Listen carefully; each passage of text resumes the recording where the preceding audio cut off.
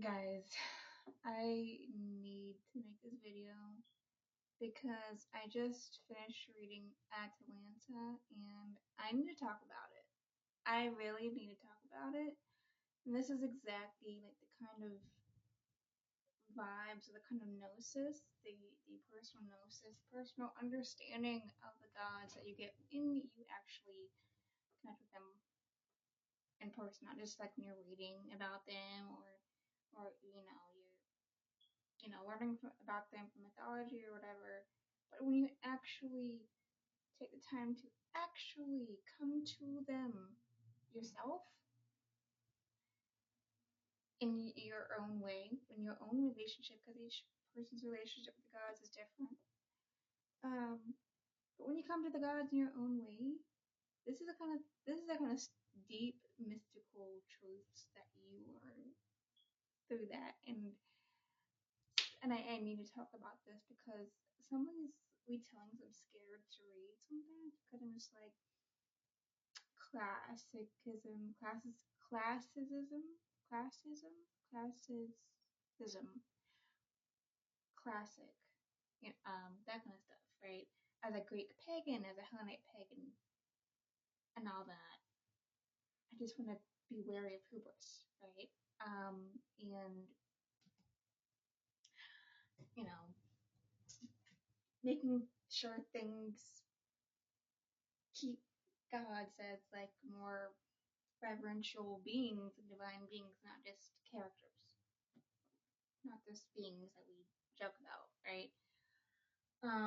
And there's sometimes those books talk about like the books can make the gods like that. It seems like that in a way, and then at the end it's like, oh, actually the gods are um um what's the word? What's the all not benevolent, the all not all powerful. Um, basically like they the whole you realize throughout the whole book it was really her own human limited mind putting these ideas onto the gods because she doesn't really fully understand the deeper meaning behind the actions of the gods. And so just like, oh, the gods are jealous or um envious or but the gods aren't limited by they're not afflicted by these human frailties, these human things, right? And so we see something that we don't see the big picture. We're just seeing the moment, the time. We don't see the actual big picture like gods do.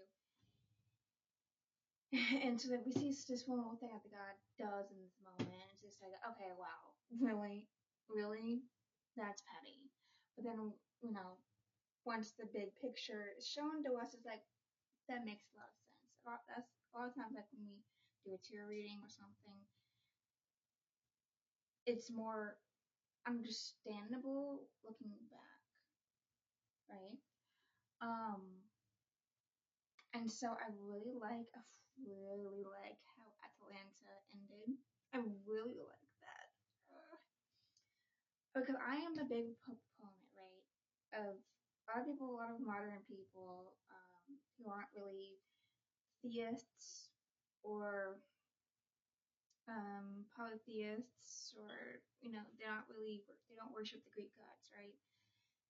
They just watch Hercules, maybe Hercules, or they read Percy Jackson or something, right? Um, which I feel is very I can't read Percy Jackson. I can't. As a Greek pagan, I can't read it. I can't. I tried many times because I'm like, oh, I can't. Very disrespectful of the gods. And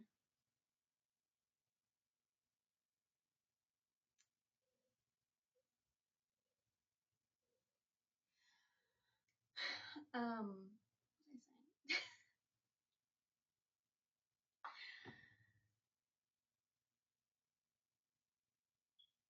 This happens sometimes. Okay, I was talking about um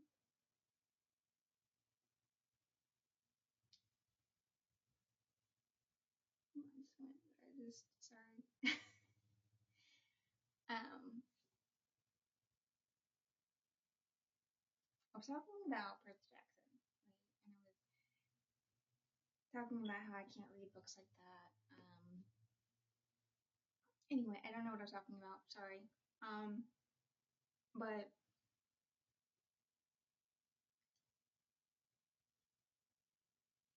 um, trying to get back on track. I've heard that this is like a. I saw like a somebody doing like a short on this, and they were doing a short talking about something, and they just stopped. And they did the same thing I'm doing right now, and they're like, "Oh, this is part trauma," and it's like, even if it was, why would you come and say that? Like you're trying to get attention for it. I don't really know if that's trauma. It's probably just I don't know. I'm just tired. I've had a long day, but um,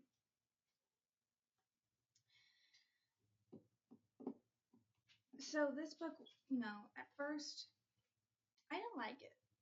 Okay, I didn't like it. I liked it first. The first couple chapters, I liked it. Okay. I thought it was cute. I thought it was, how she grew up in the forest and stuff. And how I talked about that, and then I got through the middle of the story and was like, just the writing of it, like no character, like I'm not seeing details. Like it's everything is just like it's talked about. It's uh, it's told, not shown. It's like I don't know. I'm not used to that. Or like even big details like how they went through this mystical like blessing thing, and they just like literally that was talked about in like one sentence, and like but actually the actual I think the actual scene was like took like all night, and it was like one sentence, and that's the kind of how it's just like it was like it just seemed really like somebody telling a story like so this is what happened yesterday, right? That's what it seemed like. I think that's actually how it's supposed to be read as well, because when I got to like the end, it was at the end of the third part three, or the beginning of part four, or something like that. That's when the story. I felt like her story actually started, and I think that's what it was supposed to be like. Cause I feel like it was the whole middle part was more like she's just talking about her story, and now when we get to the towards the end part, it's more like she's actually living her story. I think that's intentional. Um, and I really want to talk about like the as a priestess, okay? I want to talk about the spiritual underlining, under thingies, under little the spiritual things we can get from this. So in the beginning of the story, um, there was a goddess or no, a nymph called Arethusa, and um, she was almost raped by a like a small river god. And before she could be, Artemis quickly just made her into a stream. Um, and she became a stream in some far off land. And Atalanta was just like, why would you do that? You're punching her, not him.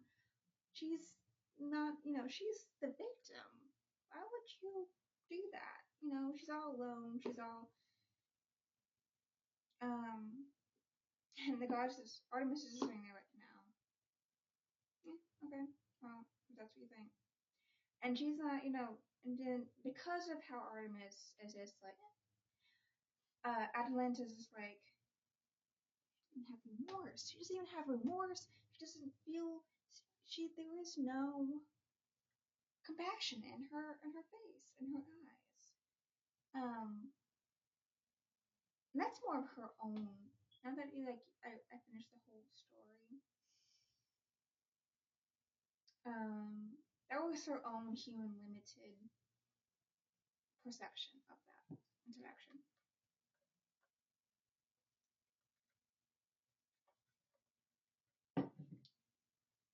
And a lot of the mythologies, I think, how even the people who worship the gods, they did everything, right, they gave the sacrifices, offerings, something like that. They still talk about the gods, so like they were you know, like they were just other human beings. Like, oh my god, this god did this, blah blah blah. But like I said, at the end of the day, when you look at the big picture, it all works out. It's all for a specific purpose, specific reason, and it's a good reason. It's all perfect. It's beautiful, perfect. All of it is a blessing. It's not a curse. It's a blessing, and in our human limited mindset, we consider it a curse at the time. Because we don't see the big picture. And then later on, Callisto, she's raped by Zeus. So Artemis is angry, and she punishes Callisto by turning her into a bear, and Artemis is like, you know,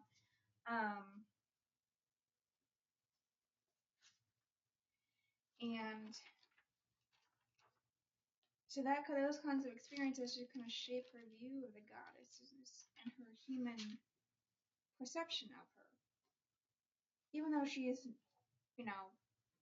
she had more of, than other humans around her, she had more ability to understand Artemis and the gods. But then when she went out to go to the Argonauts, had that affair with that guy. There's actually even a sentence that she says that I highlighted because this is something very relatable that I think we can all relate to. So the line says, "I had been among too many people, living according to their rules, for too long. It was clouding my vision, gnawing away at my confidence and certainty, making me doubt the instincts that kept me alive all these years. I needed to remember who I was, who I had always been.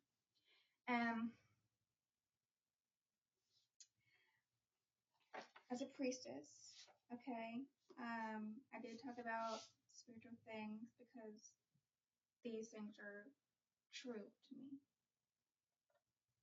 I think if you're here, if you're a subscriber, I think you're probably at least a pagan, if not a mystic theist pagan like me.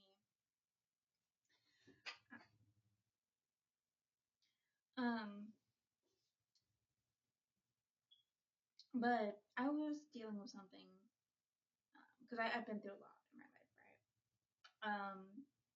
I was dealing with something in the moment, and I thought, you know what? Whenever I get in those moments, I'm just like, that's what the gods are for. These moments, the gods aren't here for our good moments. I mean, they're about good moments, but not just the good moments when we're feeling okay. I feel good enough to talk to the gods today. I actually gotta remember. No, the struggle, the part is to actually remember to come to them when we actually need them. When we're struggling. That's the whole point of it. To remember to actually come to them. Instead of just talking about coming to them and talking about it, and then when we're in that moment, just spiraling.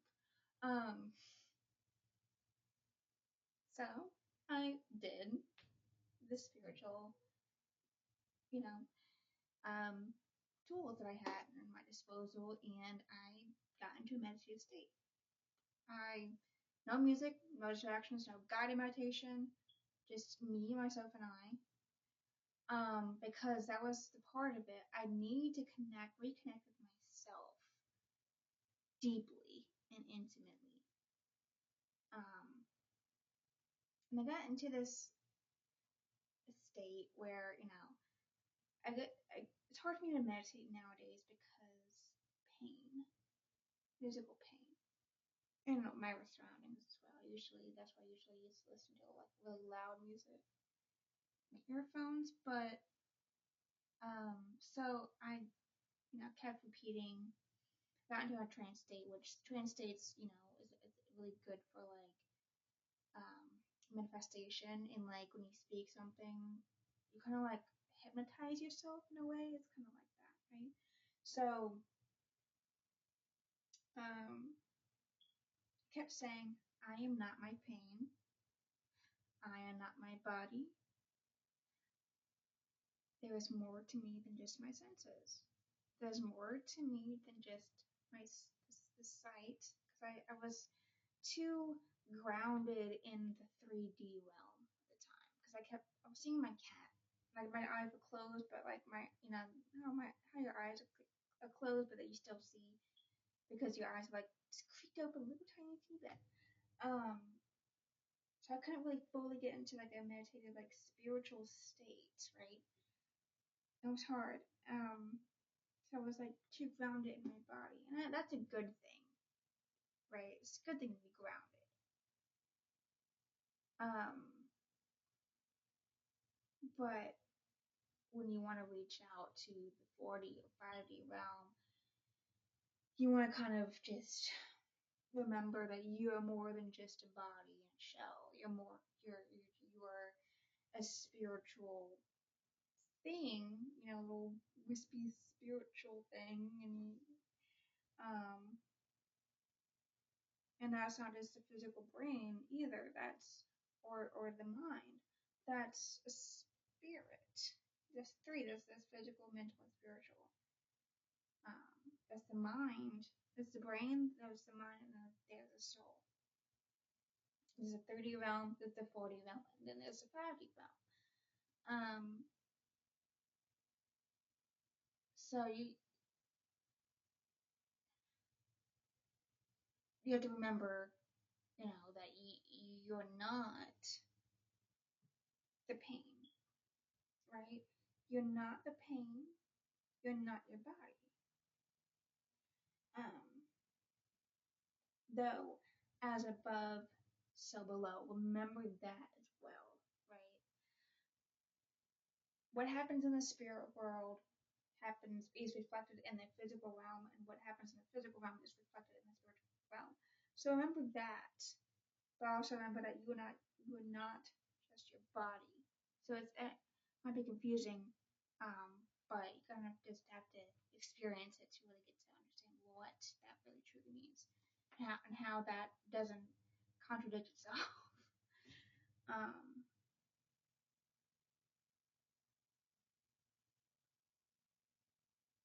so I was doing that, and I was kind of, and once I got to that state, I did, before I got into the meditative state, I did set my intention because I wanted to commune with Nyx, right?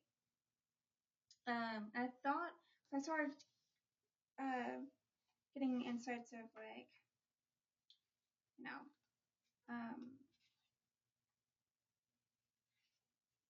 and I'm too attached to chronological time, and to kind of disconnect myself from that a little bit. So I thought, okay, that was a good insight that I received from Nyx, right?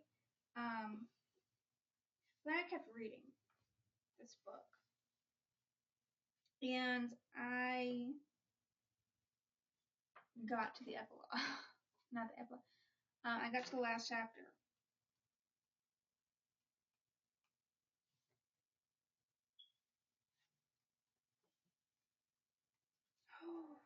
That last chapter, oh my god. I would recommend anybody to read this book just for the last chapter alone, but you're not going to get the same sense, the same understanding or vibe or spiritual download, spiritual lesson from this book if you just read the last chapter. You know, it's not going to be the same. Okay? You have to get the whole experience because it's like, oh my god. You know, after all that she's been through, finally, she gets what she always wanted, what she needed deep down in her soul, which her soul always knew that she needed. And she didn't know how to find it, right? All these curses, all this, oh, you're making the gods angry stuff. The end result of it, oh wow, actually it was all a blessing. The end. It was all a blessing. Um, when Leah curses, I'm hoping that you know a little bit about mythology because this is a retelling, right? So it's gonna be the same no matter what you read, what retelling of what version of Atalanta you read about. So this is not really a spoiler, okay? But if you don't want to be spoiled, don't listen past here, okay? Go read the book and then come back. But when Atalanta and what's his name?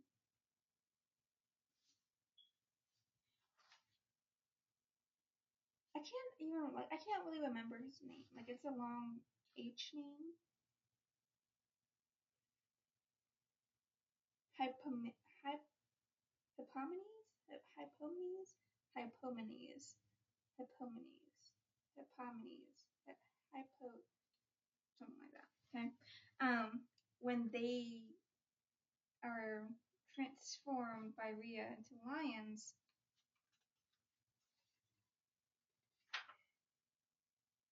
this is what she feels, right? This is exactly what she feels. So I felt it on the back of my neck first, a scratching sensation.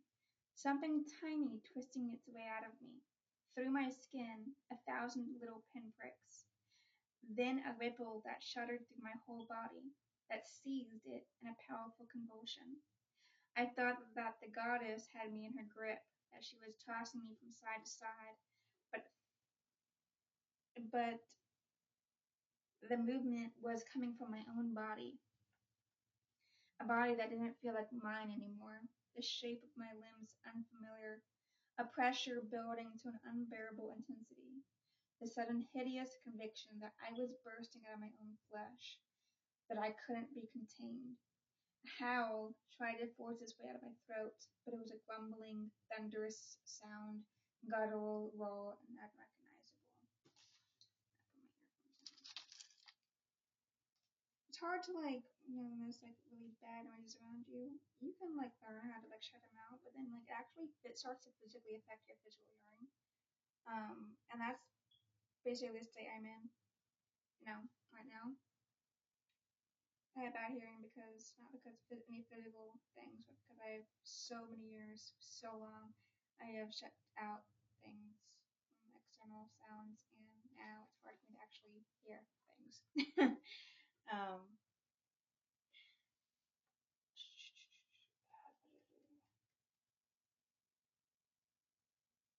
where was I? I was not what I had been, and as I lifted my head, the weight of it different now, the arcing of my neck strange and new. I searched for Hippomenes.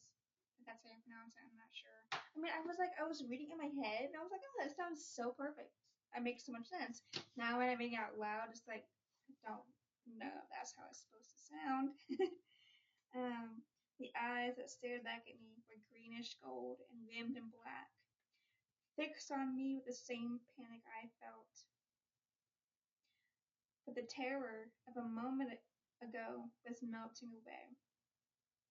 A flood of new sensations which was rushing in. My legs, always strong and muscled before, now tensed, ready to spring with a new kind of force. Power thumbing through every part of my body, greater than anything I'd ever felt before. I felt the goddess strike my head, her palm reverberating against the golden fur that cloaked me now.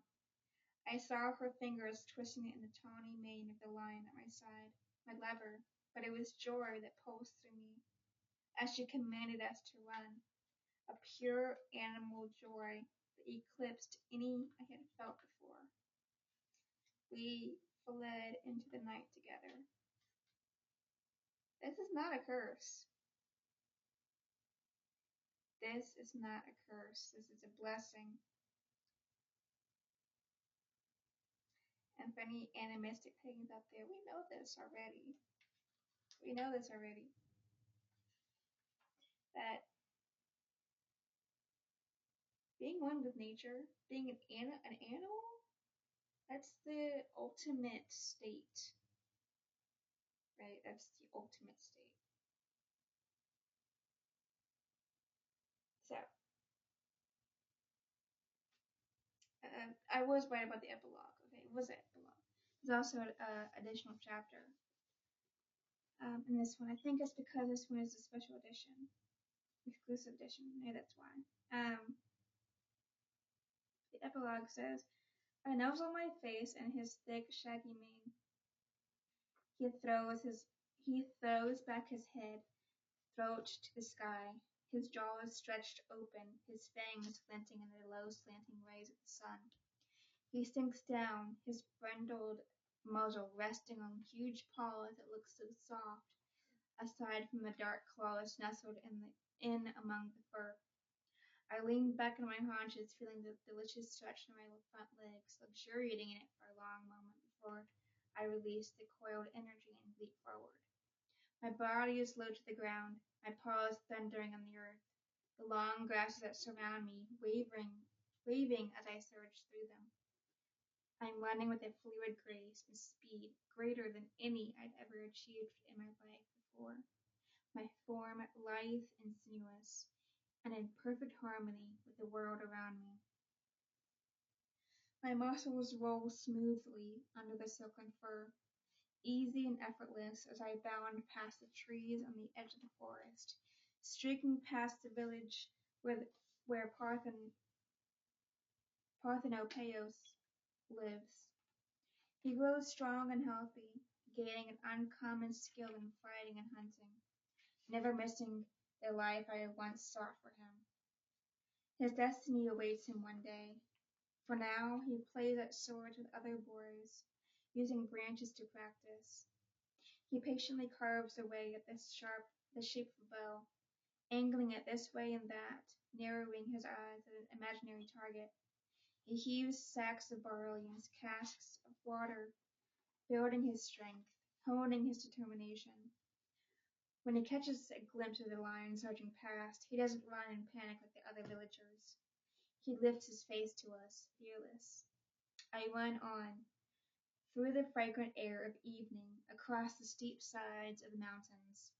Ahead of me, I see Artemis driving her chariot forward, the bright fawns in front, her bow catching the fiery light of the sun as it dips through the horizon in a triumphant blaze of orange. She reaches out her hand as I approach, her anger at the woman I once was, spent now that I was something else, caressing the top of my head, base of my ears, the tingle of her touch running the length of my spine, all the way to my swishing tail, to that a low growl of pleasure escapes me, and I run again, faster still, to the highest summit, where I can see the world spread out beneath me, wide and limitless. The oracle warned that I would lose myself, but the opposite is true. I am more myself than I have ever been. I am wild. I am free. I am Atalanta. And I fucking started bawling my freaking eyes out after I finished that. I was like, oh my god. Oof. And I feel like that was a message to me from Nyx. It was her insights and I mean because it really it helped me with what I was dealing with at the time, right? It reminded me of it just reminded me of things, of who I really am. Um, just lessons, just it reminded me of me. Okay, just reading this, I don't know how else to explain it. Um, it just put me back in a place of alignment and stillness with myself and knowing of myself. Um, and also part of that, I got some confirmation that it was Nyx when I read the additional chapter. And I mean, most books, like Nyx is like a very mystical, like mysterious figure in mythology. She's not really talked about at all much. And I'm not expecting to ever hear about her in Greek mythology retellings, right?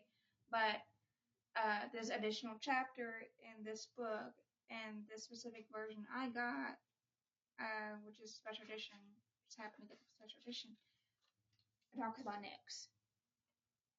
And I'm like, wow, that's crazy, So I feel like, it's a timing of things, right? I'm just like, yeah, that's confirmation to me because I, that's how I respond and receive my synchronicities because that's the kind of agreement, right, that me and my gods have. Now you might have a different agreement with your gods. But to be able to find that, you have to kind of like learn and learn your gods, learn yourself, know thyself, right? The first step maxim. Know thyself, learn your gods, build a relationship with your gods, and just practice. It really takes like living experience. People were like, oh, well, this didn't work. Well, but you're trying something else. You have to go through that to be able to really, truly understand. Okay, what's something? How do I know that a certain God is speaking to me? You can't. There's nothing that I can tell you specific. I mean, I can tell you what it is for me, but I can't tell you what it's going to be for you. I can't tell you this is how you know it's speaking to you, or this is how you know blah blah blah is speaking to you. I can't tell you that, right? So that's just how things are. That's how it works in paganism. Um, so I had to write down a journal about this. So I wrote down, I just finished reading Atalanta, and oh my god, it gives so much clarity on many things. When Atalanta became a lion, she didn't feel trapped, hopeless, or cursed. It was a blessing. And so many gods worked on this. So, like, those moments in life where it's like, look back on it, it's like, wow, all these little different, tiny little moments, if that didn't happen, those specific moments didn't happen. And it just different areas in life, like something little moment time at work, leads to this moment in time, and then you put personal life, and then because of that, this happens. Right? Those are divine moments. Those are divine dimensions. Those are divine blessings. That's what divine blessings are. Those little moments in time when, if that little thing hadn't happened, this thing wouldn't have happened, and then that thing wouldn't have happened, and but also remember that different gods will love different things. So whichever thing that area is, that thing for a certain thing is, right? That's the god. So like in Atalanta's case, um, Artemis kicked her out of the woods, but if she hadn't done that, then she wouldn't have lived her life and done all those things. Then she wouldn't have gotten the golden apples, and then she wouldn't have married him, and then she wouldn't have been cursed by Aphrodite, and then she wouldn't have went into Rhea's temple, then she wouldn't have been transformed into a lion, then she wouldn't have been able to understand her true self and the reality the truth of the world that she was blinded to as a human being. So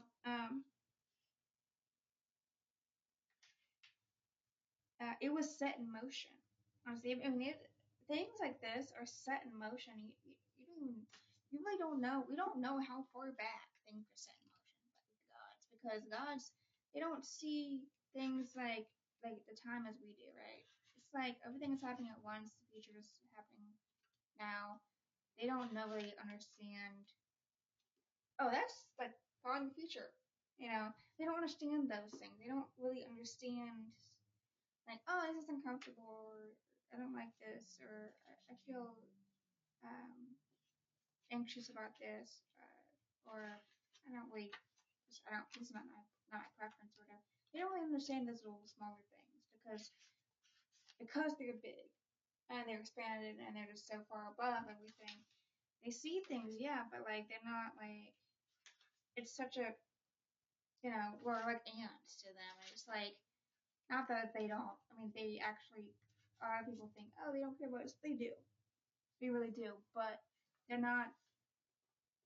They have a wider perspective than we do, and so they see the far past and they see the far future. But it's like all together in one, and they see how things connect to each other that we miss a lot.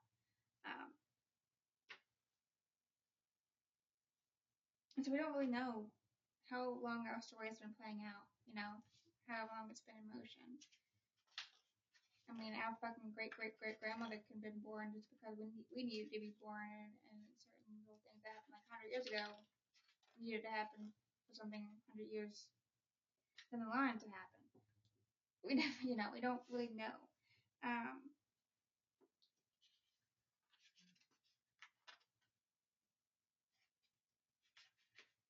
so at the time, Atalanta thought that these were curses. She thinks Artemis is being mean when she turns Arethusa into a stream. But there's something Atalanta doesn't know. Artemis wasn't cursing Arethusa. She was blessing her with complete oneness with nature, which is the ultimate state of being for us as humans. Um, so Artemis forbade her from returning to the forest. Atalanta thought this was out of cruelty, but it was out of a deep love for Atalanta, as Artemis knew Atalanta's heart intimately and what was best for her. Because if she had went back to the forest, she wouldn't have, been been able to let her true self shine. She wouldn't have been able to do all those things that she really wanted to and needed to do. Um,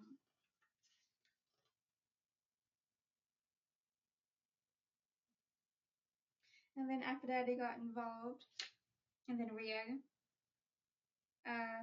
turns Atalanta and her husband into lions. She wasn't meant to live that human life. She was miserable as a human. Really, she was. If you really look deeper into that book, you really kind of notice a little thing, little details. She was miserable as a human. You know, she was more comfortable being an animal from the beginning, from the very beginning. She was always more comfortable with being an animal. Um, but as a lion, as an animal, she was pure. She was one with nature, and so she understood the gods again. She had an understanding of the gods again. And she ran with Artemis again, and Artemis pet her and all that stuff. But there's also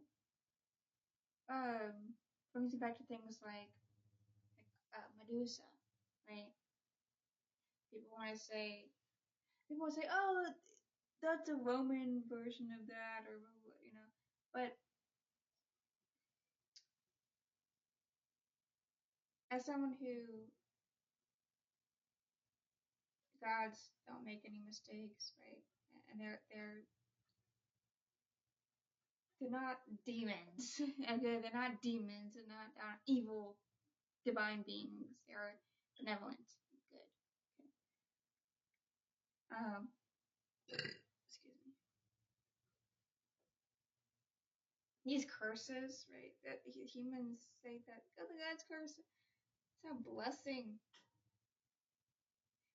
And it's like, even like, I remember first reading about it when I read Lore, the book Lore. And I never thought about this, but then I was like, well, duh. I mean, and then somebody, like, I saw a post about it, and it's like, why would you consider, like, for example, just think about it. Just think about it. Take a minute to think about it. Like, take 5 seconds to think about it. Just, not, don't even put Medusa or Athena, okay? But, like, okay. So there's a woman, right? And she's raped. So this goddess is like, hey, I can give you snakes for your hair, and whenever a man looks at you, you're turned to stone. Awesome. Guess what? Any woman who's been raped, or any woman, really, even if they haven't been raped, they're gonna be like, can I get that, please? That's not a curse. That's not a curse. I'm sorry. That's not a curse. Guess who that's a curse to? It's a curse to men. It's not a curse to women. It's a blessing. Athena did not curse Medusa. Men said that Athena cursed Medusa because, oh no, Medusa can't be with men anymore. Oh man, you know, they can't use Medusa anymore. Crap. She's done. There's no use for her anymore. Apparently, basically.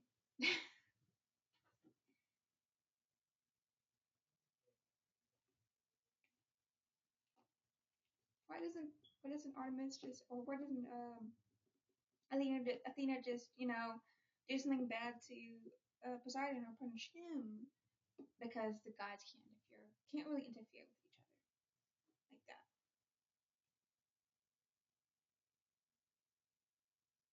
But guess what? Unlike Christianity or some other religions, gods give us the ability to fight for ourselves, to be strong for ourselves. And that's what Athena did for Medusa. That's exactly what she did for Medusa. She gave her the ability to protect herself. And that's what happened at Atalanta. All that preparation that Artemis gave her, the tough love, like, hey, well, you go to the Argonauts and you tell me, you prove to me that you're worthy of being my priestess. You're worthy. You show me that you're worthy of me being your patron. That's the gods. um. So yeah, as a Hellenic polytheistic pagan, I believe in those versions of the stories. And I'm gonna sign off with that. My name is Nixia Phoenix. If you want to learn more about this stuff, um, subscribe, like this video, subscribe, comment, share, watch my other videos, and go to my Amazon. Look up. I don't have a link on it in my description. Look up Basics of Hellenic Paganism on Amazon. And the first book up there is mine. Buy that. Only $18.99. A really good price for what it is. And some Kindle Unlimited too as well, if you have that. So get that book, review it. It's really good. It's really good basic. It's really good for beginners. And keep watching, and blessed be.